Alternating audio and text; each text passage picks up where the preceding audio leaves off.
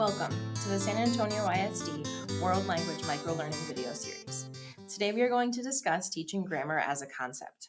In this video, we will discuss the role of grammar in language acquisition and what that can look like in the classroom. What role does teaching grammar have in the world language classroom? Don't students need to memorize AR verb conjugations? What about irregular verbs in the preterite? Don't students need to know the subjunctive? Won't students need those conjugations to pass the AP exam? The answer to these questions may not be what you think.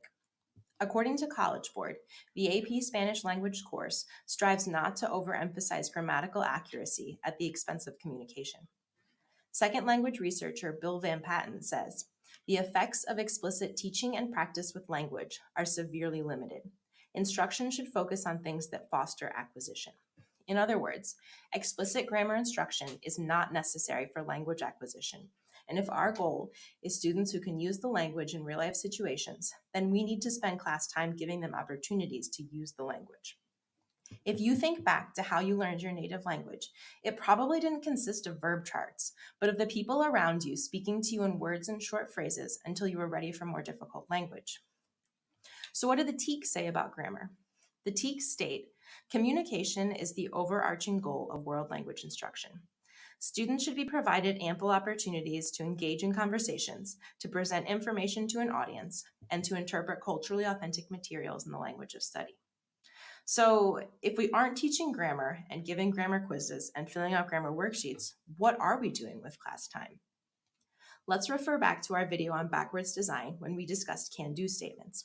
I can order a meal, I can introduce myself, I can talk about artists from other countries, I can interview for a job or service opportunity. So here's what we'll do. We'll spend our time facilitating target language comprehensibility and guiding our learners through interpreting authentic resources. We will read and have structured conversations.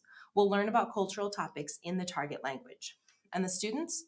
They'll spend class time negotiating for meaning, asking and responding to questions, engaging with cultural topics, interpreting texts, and using the target language. This is what is in the TEKS, the three modes of communication: interpersonal speaking and writing, interpretive listening and reading, and presentational speaking and writing. So just to review what we've learned, explicit grammar instruction is not necessary for language acquisition.